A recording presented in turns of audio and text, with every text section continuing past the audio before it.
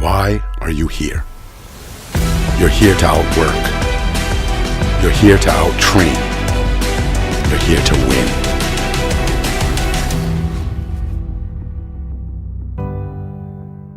Hey, what's up, you wrestling fanatics? Today, you're listening to the True Wrestling Podcast. Episode 9. Today, I'm going to be talking about new rules. Tomorrow, I'll be at the Keystone Classic, Matt side, with my buddy Jamie. If you see us, say hi. My son should be there too. Anyway, thanks for tuning in.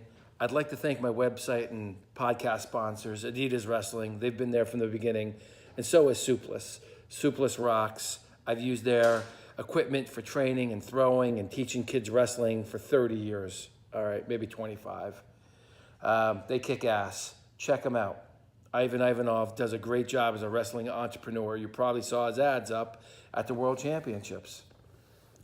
Still working on getting some highlights from the Colorado versus Fresno State match and CMU versus Michigan. Hopefully we'll have something up this week, along with the Keystone Classic. Check for coverage of your favorite teams on my website or YouTube page. And also you can catch coaching tips on my website at true-wrestling.com.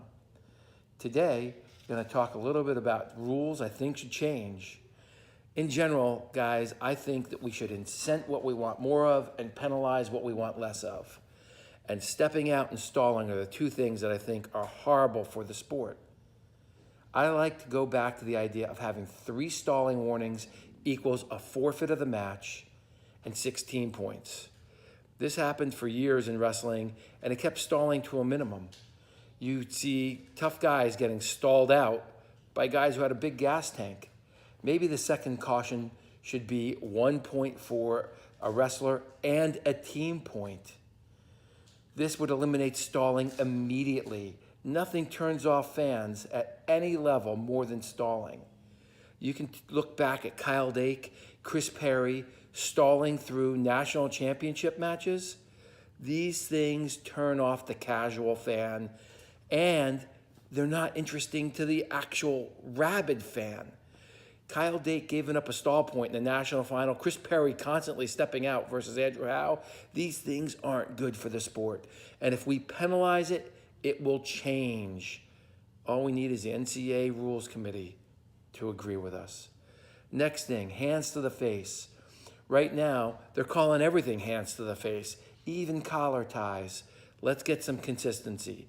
I know that these referees have been warned if they don't start calling hands to the face, hey, you're not going to get matches to call. Well, guess what? Let's get some consistency, guys. I know new rules are not easy. It was just like the drop-down rule a couple years ago and the neutral scramble back point rule. Let's get some consistency. A collar tie is not hands to the face. Next thing, I think riding time needs to be linked to back points. I know people have all sorts of different ideas about this, but just riding, yeah, it demonstrates control, and that's what folk style is about, but it needs to be linked to back points. Control with the mind of being aggressive is way more interesting for the casual fan than dropping down near the waist and just riding somebody for 2 minutes. So no back points, no riding time. Next, takedown criteria. It drives me crazy. A few years ago, the rule is written to remove reaction time. Well, guess what? Referees called it that way for about a year, and now reaction time is being allowed. Either change the rule or or call it the way it's written. But let's make it consistent. There's nothing worse in life than people not knowing what the rule actually is.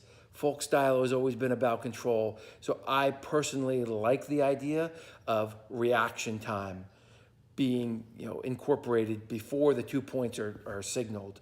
It's not a freestyle takedown, it's a folk style takedown. And this is one of the things I do like about folk style is having that reaction time. And the criteria should be adjusted in the actual rules to account for that. I've been railing about this one for a while too. Duels should be ordered like an MMA or a fighting card. The highest ranked guy should be at the end of the match.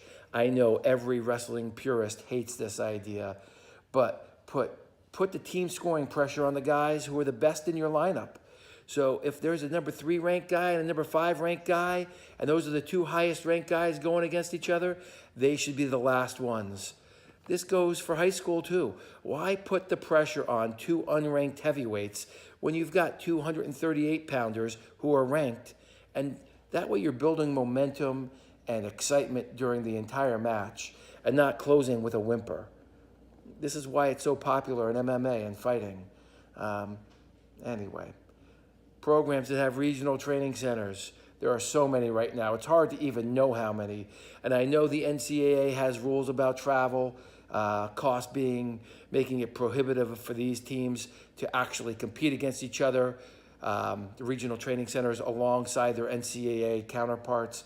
But it would be a great idea. A couple years ago, Lehigh brought 2 guys down to the Penn match, and the regional training center guys, I know Dan Valmont and Mario Mason were involved. I know a couple other guys were too. But it'd be a great way for the American people, the fans, the NCAA fans, to see their favorite wrestlers from a couple years ago still competing. No one wants to have to get up at 2 in the morning to watch the Eureka to see their favorite wrestler compete at the senior level. This would be a big deal. And the NCAA, if they don't like the idea, the coaches need to work around it. Anyway, I'm moving on. Takedowns, they should be worth more than double an escape. Everybody knows how easy it is to get an escape, except against maybe the top 1 or 2% of top guys. And we should reward people who can get takedowns. I don't care if it is a takedown being 3 points or the first takedown is equal to 3 points. We want to incent people to score early, and I love watching takedowns, so it's a big deal. Also, reward pinners. Maybe it's 17 points. I think a pin is worth 1 more point than a tech. Worth more than 1 point of a tech. So if a tech is 5 points, I think a pin is 7 points. It's just one of those things where the goal of the sport is to pin. Let's make sure, if we incent it, we'll get more guys out there who want to pin people and not just run up the score on techs. Don't get me wrong, a tech is exciting. I love seeing a guy racking up points, but I love the idea of getting kids back into the art of pinning. Next thing, I think USA Wrestling should stop certifying youth clubs that allow kids under 10 to cut weight. Don't pressure novice kids 9 and 10 and under from forcing them, or their parents forcing them to cut weight. Whatever they weigh in at the end of the season, Madison rules at the end of the season, and I know some places do this, but we still have kids cutting weight, and I just don't like it. I think it turns off kids from coming back at the youth level. The success of a youth club should be the percentage of first-year and second-year kids that come back for a third year. The number 1 reason kids play sports is fun. And cutting weight is not fun. Wrestling right now looks like it's got the worst youth retention rate, and American kids are in the worst shape of any generation right now. So getting them into shape and not cutting weight and trying to have some fun will only help the sport grow and not shrink like it's been doing. Next one, get rid of the weight descent plan. Limiting kids' weight movement hurts the sport. A wrestler can cut weight or gain weight so quickly without any real effect to their health that it's stunning. Right now, a wrestler can gain weight by just drinking water faster than I can talk. It's simple, and it's a prime example of regulation that is meant to help, but it limits creativity of coaches and wrestlers, and it creates all sorts of little workarounds where kids don't weigh in. Then we don't get to see them, and that's a pain.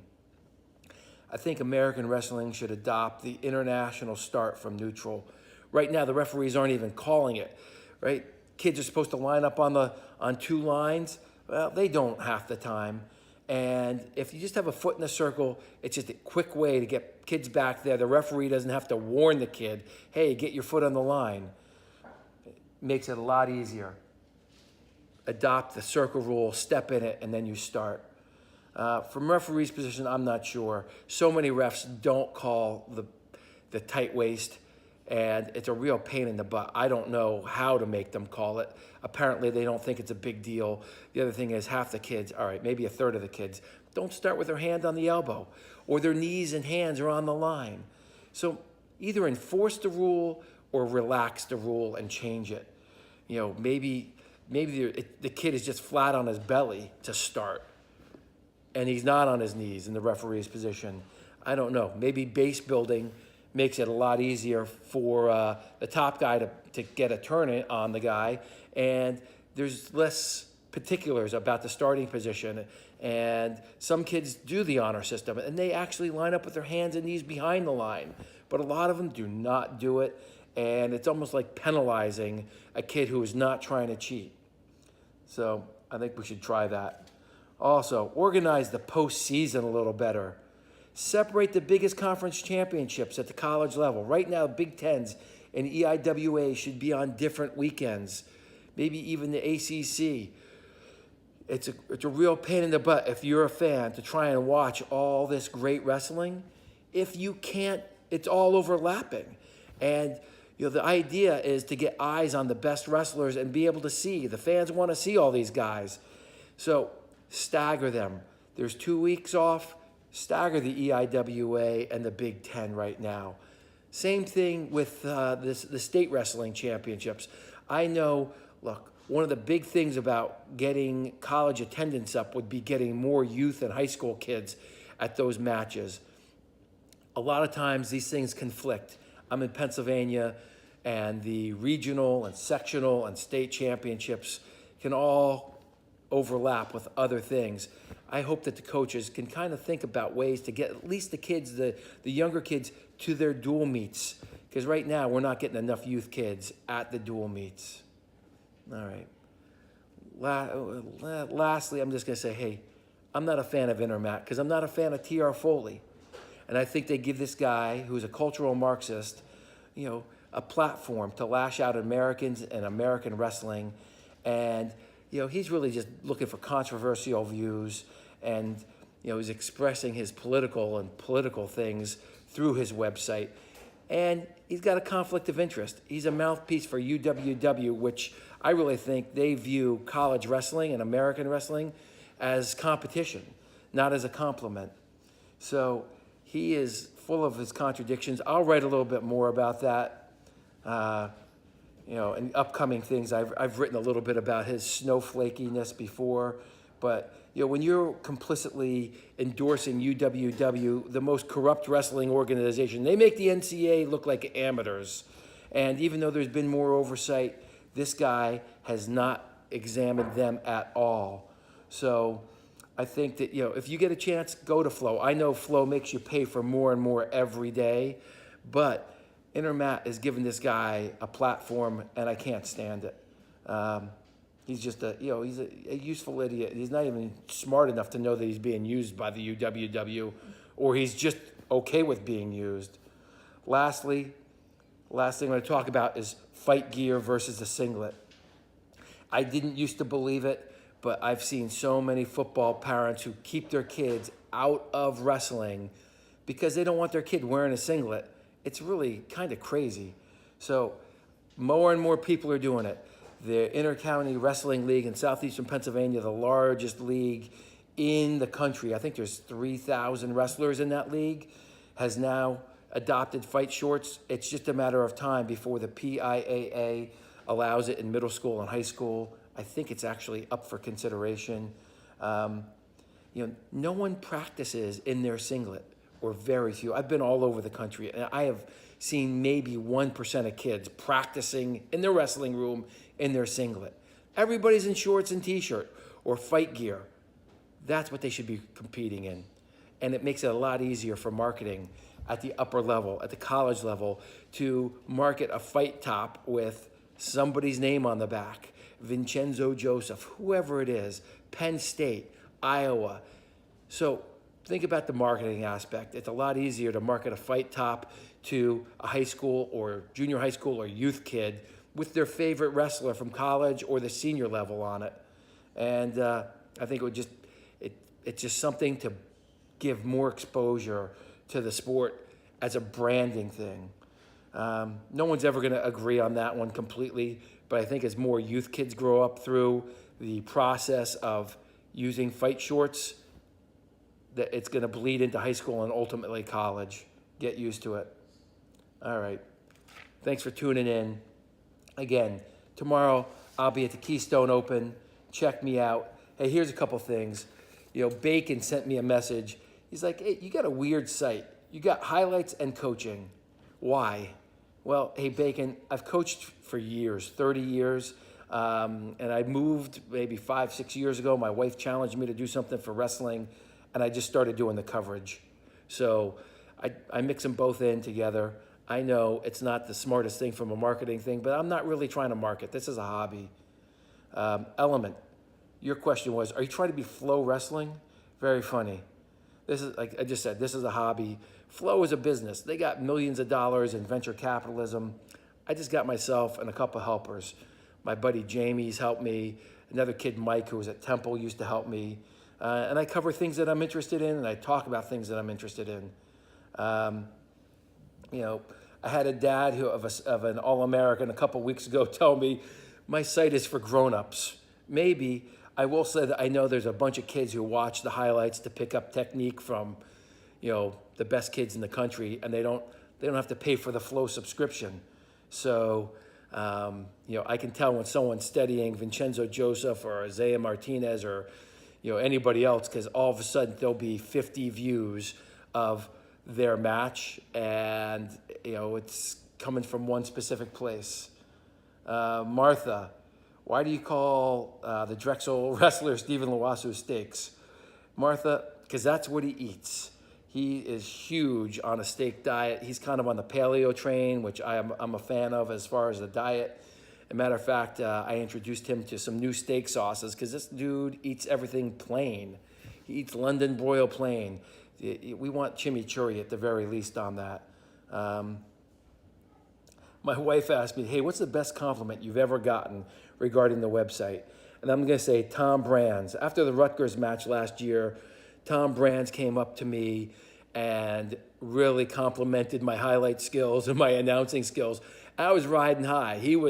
Tom Brands, he doesn't blow smoke very often. And he told me he wished that his assistants could cut matches down to scout as easily and well as I did it. So I was riding high for a week after that comment. Of course, it was a week later that Fox Sports put a kibosh on my Big Ten coverage with a lawsuit. So anyway, that's a couple comments I've gotten off of YouTube and Twitter and from my wife in the house. So if you want to reach out to me, you can leave a message on my website. You can go to YouTube and leave a comment, or you can go to Twitter at TrueWrestler1, or leave a message under an article on my website. Don't reach out and try to contact me. It is a function that doesn't always work. All right, you kids. I'll see you Matt side tomorrow. Ciao.